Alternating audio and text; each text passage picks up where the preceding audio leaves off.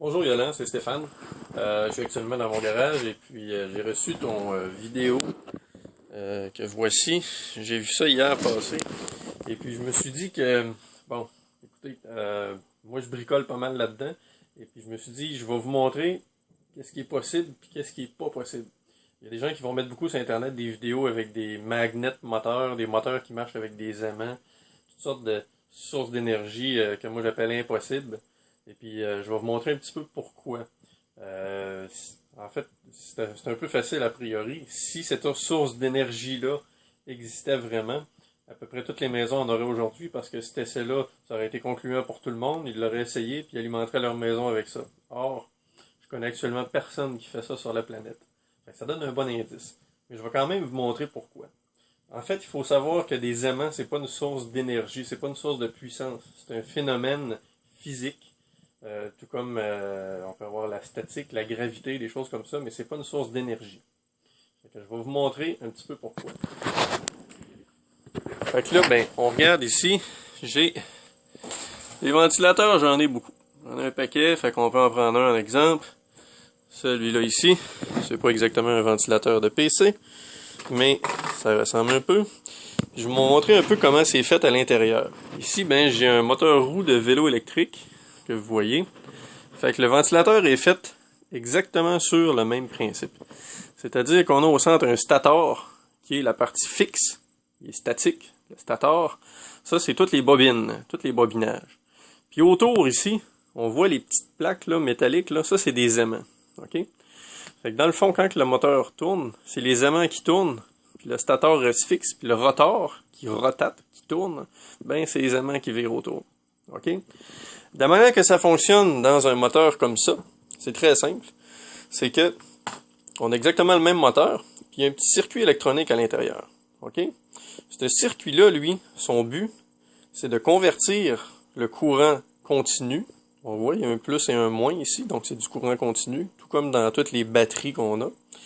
Et de le convertir en courant alternatif. OK? Ce moteur-là ici, c'est un moteur à courant alternatif aussi. Lui, il fonctionne avec 3 phases. Il y a le jaune, le bleu, puis le vert. OK? Donc, c'est 3 fils sur lesquels le courant il alterne. Il passe du plus au moins. Quand on prend un choc électrique, on sent comme une vibration. Ben, c'est cette alternation-là, c'est cette alternance-là qu'on ressent.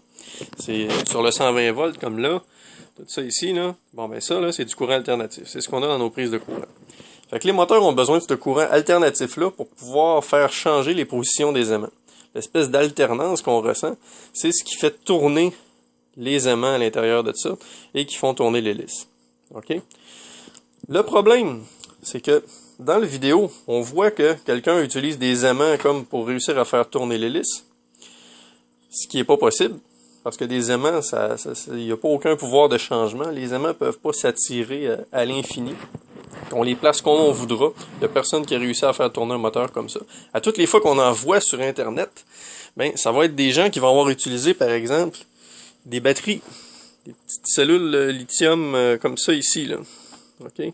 Ou des batteries de montre. Ils vont avoir caché ça en dessous du moteur, puis ils vont faire tourner le moteur, puis ils vont toujours le mettre dans un angle qui ne nous permet pas de voir totalement où est-ce que les branchements sont. C'est plate que les gens fassent ça, mais c'est la réalité, puis ça a été même montré à Mythbusters déjà. La fameuse émission Les Stupéfiants. Fait que tout ça pour dire que, mettons que le moteur réussissait à tourner comme ça avec des aimants. Même si c'est impossible, je pourrais toujours prendre des... J'en ai des aimants ici, là. Ça, c'est des aimants néodyme, c'est assez puissant. Vous voyez, ils tiennent par eux-mêmes. Même si j'en plaçais, là, comme je voulais, là, autour de ça, là, et puis que je réussissais à faire fonctionner ça.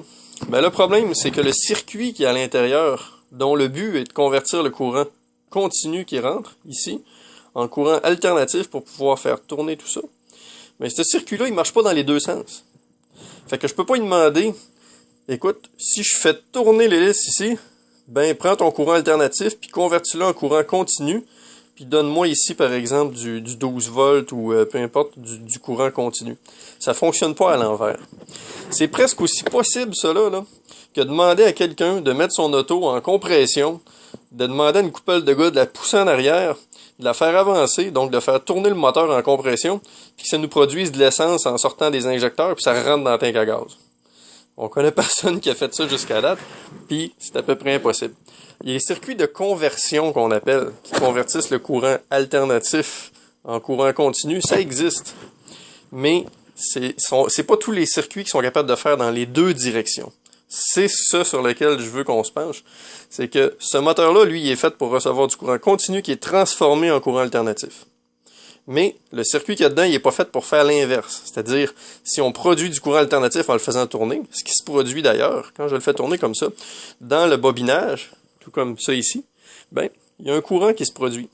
Mais le circuit n'est pas fait pour le reconvertir en courant continu. OK? Fait que ça, c'est impossible. Secondo, le courant qui est produit ici. Normalement, ces petits ventilateurs-là, dans les ordinateurs, c'est des ventilateurs qui fonctionnent sur du 12 volts. On le voit ici. 12 volts DC, 0.26 ampères.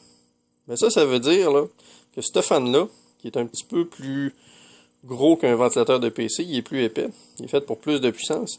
Ben 12 volts à 0.26 ampères, si on calcule le wattage que ça peut donner, on multiplie 12 par 0.26, ce qui donne à peu près 3 watts.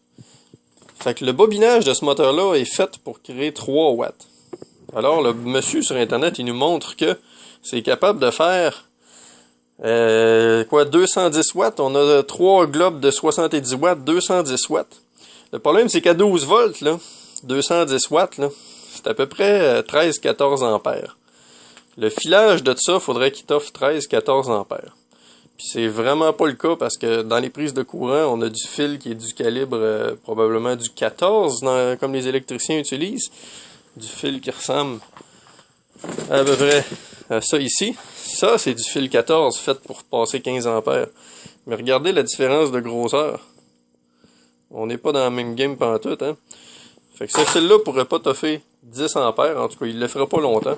Il serait pas capable d'alimenter 210 watts de globe, même si on le passait dans un power supply comme ça pour le reconvertir. Parce que c'est ce que le gars, il fait. Il dit, regarde, moi, je prends mon ventilateur, je le fais tourner, il me produit du courant continu, je le rentre dans ce qui normalement est la sortie d'un petit bloc d'alimentation comme ça. Ça, c'en est un comme le gars a montré. C'est un bloc d'alimentation qui normalement prend du 120 volts à son entrée, puis il sort du 12 volts. Mais c'est le même cas ici. Ce power supply-là, il n'est pas fait pour convertir dans les deux sens. Tu peux pas dire je vais prendre du courant continu, puis le convertir en courant alternatif, puis être capable d'alimenter des ampoules électriques. Ça se peut pas. Des circuits qui convertissent dans les deux sens, ça existe, mais ça coûte beaucoup cher, très cher, et puis c'est pas populaire vraiment sur le marché. Fait que dans le fond, le gars nous montre que son ventilateur est capable de produire du courant s'il met des aimants. Ça, c'est le premier mensonge. Le deuxième, c'est qu'il nous dit qu'en le faisant tourner, on est capable de créer du courant continu ici. C'est le deuxième mensonge, parce que le circuit n'est pas fait pour fonctionner dans les deux sens, c'est-à-dire reconvertir l'énergie motrice en énergie électrique et le refaire en courant continu. Troisième mensonge, 3, comme ça, c'est que le bloc qu'il utilise pour reconvertir le 12 volts en 120 volts, il n'est pas fait pour fonctionner de ce sens-là vers ce sens-là. Il ne peut pas partir de 12 volts puis s'en aller à 120. Par contre, ce bloc-là, il est fait pour produire du 12 volts quand on entre du 120 dedans. Fait que si moi je le branche dans le mur, comme ça, ben, je suis capable de produire du 12 volts à sa sortie. Mais si je lui mets du 12 volts ici, il va pas me produire du 120 volts ici, surtout en plus alternatif.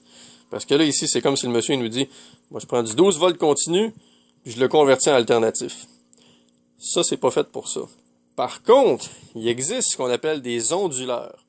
Les onduleurs, ça c'est un peu comme Canadian Tower, là.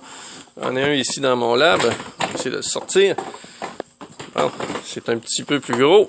On va essayer de sortir ça de là sans tout faire tomber. Bon, ça, c'en est un onduleur. Cette petite boîte-là, vous avez peut-être déjà vu ça chez Canadian Tower. Lui, je suis capable de rentrer du 12 volts ici et de sortir du 120. En fait, même si le 2/3 de son vidéo avait été véridique, il aurait quand même pu utiliser au moins un vrai convertisseur qui prend du 12 volts, qui sort du 120 volts. Ça existe, ça. Mais il n'a pas utilisé la bonne chose. Fait que j'espère que ça vous a éclairé un peu plus. Puis, s'il y en a qui veulent des détails, vous me connaissez, ça va me faire plaisir de vous en donner puis vous le montrer en même temps. Ça, un petit peu plus technique pour vraiment vous expliquer pourquoi est-ce qu'on peut pas convertir, par exemple, dans les deux sens avec ce moteur-là et avec un bloc d'alimentation. J'espère que ça vous a plu. OK, salut!